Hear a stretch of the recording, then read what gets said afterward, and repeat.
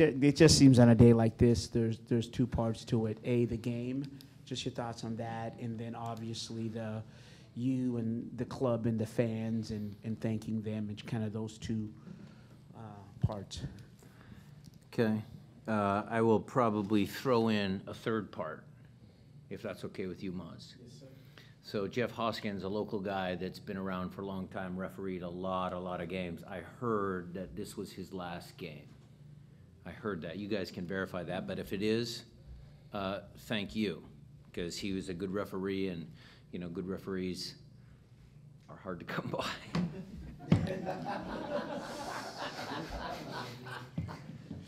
Okay, scratch that last bit, but you guys know what I mean. Jeff, thank you. Maz, now on to your question. Yeah, the game was a game. I set it out on the field, and we're just sitting there watching the goal that we gave up, and, it kind of was like our season. I mean, we started off really well, and, everybody thinks we're in a good way, and then, take a goal, get the go-ahead goal, things are going our way, and then somehow at the end we cough up the equalizer. So, the game kind of mirrored our season. And then, the emotions that you have after the game. I thought the crowd today was terrific. They knew we were out of the playoffs, and yet they came and supported us. They were loud. They were good. There's Lisa, might be the last bit of Capo. There's people that were there that were really enthusiastic after the game, saying, hey, you know what, you guys will come back next year stronger. Thank you for Champions League. I mean, there was a lot of good energy in the building, Maz. So for that, I'm very happy. So, mixed emotions would probably be the way I say it. It's mixed emotions. John, you want to get the next one? Gigi. Looking back in the club's history, this is probably the first game that hasn't had, playoff implications or any sort of implications other than just playing for pride. Did that have any effect on the way that the players felt? Do you feel like there was any different energy knowing that, no matter what happens in this game, your season's over, or was it still business as usual? No, it was business as usual. I mean, you guys would have to help refresh my memory. That I think in 2006, I think it was the last game of the year, because I remember a play, a long throw-in, and Jake Bisagno, and kind of in my head, but it was that last game that took us out of the playoffs. We would have loved to have collected a few more points and had this game mean something, yes, for sure. I think the players presented themselves in a very professional fashion. The messaging before the game was, number one, it's your personal pride. It's the standard that you set for yourself that's going to show, okay, that's number one. Then out of respect for your teammates that have been with you all year long, you need to make sure that you play for them. And third and finally, and maybe most importantly, for the fans that come out and pay your salary, that come out and cheer for you all the time, win or lose. I mean, those things have to have some effect on us as players and human beings. So that was the message, and I think, again, the scoreline 2-2 was kind of a, again, indicative of the season, but, I think the effort was there. Reminder to those joining us via Zoom to use the hand raise function. If you'd like to ask a question, we're still going around the room in here. We'll go to Jeremiah next. Two personnel questions. One, Steph Cleveland got the start today over Steph Fry. If you could just explain that. And Jordan Morris came off at halftime. If you could just tell us what happened there. Yeah, so Stephen Cleveland got the game because I don't know if we've made you aware of that, but Stephen Fry had a ligament detach off his rib cage. He's been playing with that for the last 3 games, and so we decided to just give him a break. And look, that performance in KC, I think, might have been one of his best. He was very, very good in that game, so that shows you what a good professional and a gutty performance that Steph Fry has. And then Jordan Morris was just precautionary. So he knocked knees very early, and instead of putting him out there at risk where maybe he's running funny or he's not thinking, I talked to him at halftime, he's fine. It was just a knock knee. Cool. Nico, do you want to get one? Sure. Put you on the spot. Sorry, you're looking at me. Go ahead. Brian, just wanted to get your take. You ended up putting Leo later in the game. Just his not just his game today, but his development throughout the year and what you see from him going into next season. Yeah, well, we'll have conversations with Leo. He's a promising young player. But I would remind everybody that, look, it took a long time for Nuhu really to catch on, come to this country, the culture, everything. Nuhu was on a 3 or 4 year plan, and so it's a little harsh for us to all pile on Leo. He's got good qualities, he's got some good starting points, so we're going to continue to work with him, and we'll see what happens. Mickey Turner. Coach, Nico comes up with 2 goals today. Just your kind of thoughts on his overall season coming back and having, playing essentially a full healthy year. Yeah, well, that's credit to the fitness staff, the medical staff to get Nico back. But of course, I would say Nico is a very dedicated professional as well. He has always been a good trainer. He always takes care of his body very well off season, during the season. We almost have to try and rein him in sometimes, Maz. We want to try and take some of the training load off him so he can still perform in games. But he showed his leadership skills in this last stretch. After the KC game, he was in the locker room, towel on his head, very gutted that the team, didn't make the playoffs. He wears a lot of his emotions on his sleeve. And so, we have a good captain in Nico. We have a great captain in Stefan Fry.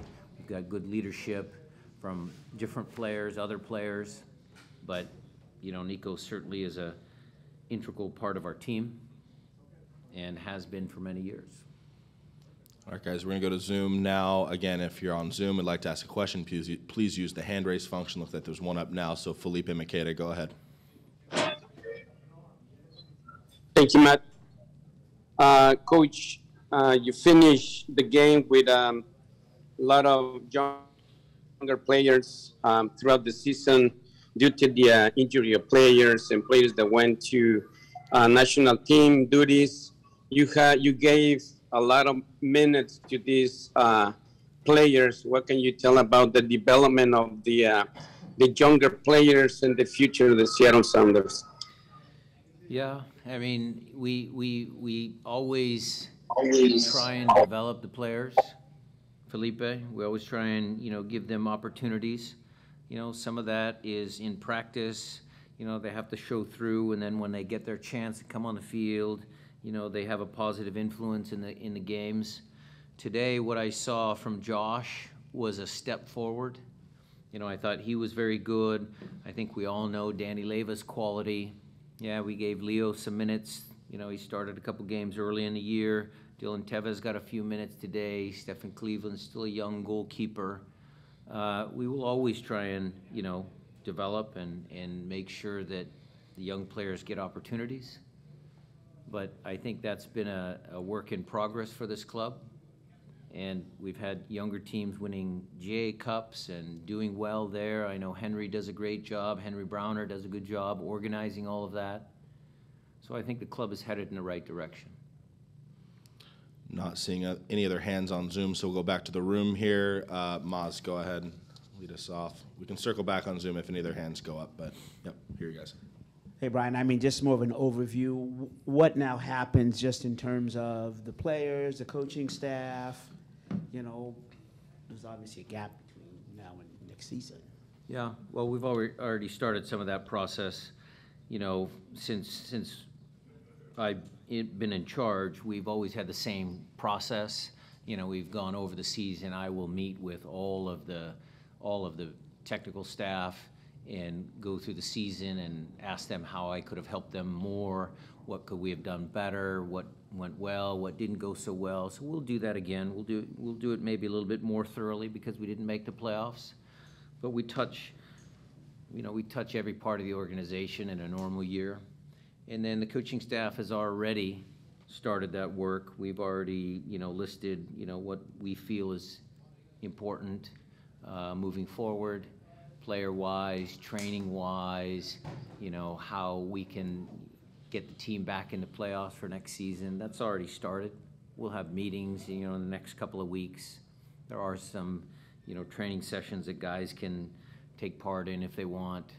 Some of our fitness guys will be around because we have Nuhu Javi, Jordan and Christian. So it'll be a little bit of a slowdown from a normal off season, but we'll still be working. All right, Nico. Coach, one of the challenges next season will be the Club World Cup, and I just wanted to, get your take on what that challenge is, and for a team which salary cap space would probably put you at having this same team or close to it. How comfortable are you with that going into that particular tournament? Well, this team was pretty good at the beginning of this season, and we got ourselves into the Club World Cup. JP will make it back. That'll help. Obed will be back. That'll help. We had again, to Maz's question, as part of the reflection for this season, the previous season we only had 4 weeks to get the team ready. I mean, for the beginning of this season, we only had 4 weeks and 3 days of training before our first game against Motagua. And so it's going to be the same. We're going to start January 4th. We're going to have 4 weeks, and then we have to go play in a Club World Cup.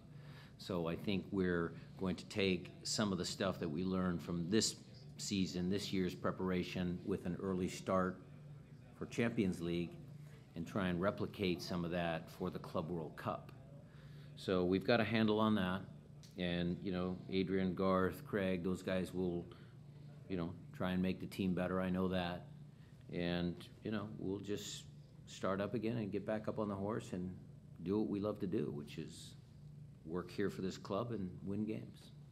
I think we've got a couple more here in the room. We'll go to Jeremiah next.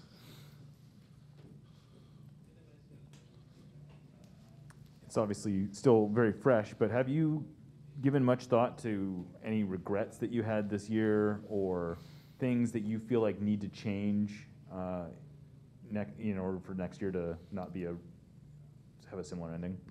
Yeah.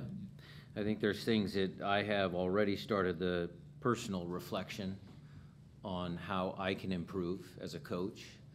Some of that, I've been pretty much a player's coach, if that's the label I want to put on myself. And, there are times, I think, when, guys maybe take advantage of that sometimes, So we'll try and tighten things up as far as timings are concerned, trainings, how intense were the trainings.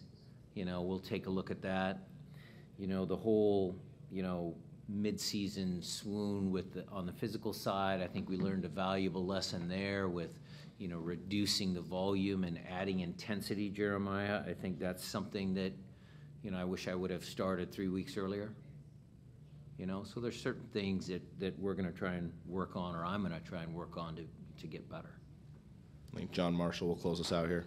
Now that you are officially starting your off season and have a longer off season than you've previously had, do you have any personal or club related plans that you haven't gotten to do in the past that you now have a little extra time for? Yeah, you guys say there is an off season, and yes, my wife Christina and I would like to go get away from the game for a little bit, but we still have to work. We still got work to do. We'll still have another couple of weeks to close out the season, and then it seems like a little bit longer time, but we're going to have to get started a little bit earlier because January 4th, normally we don't start till mid-January. So it'll all catch up to us. But yes, John, thank you for that question. I am going to get away. Adrian, Garth, I am going to go on vacation a little bit, so I'm just letting you guys know. But all of the guys deserve it. It's not just me. It's Tommy, it's Brecky, it's Freddie, Andy, Chris Cornish and his staff, Nolan, Mitch, all the guys.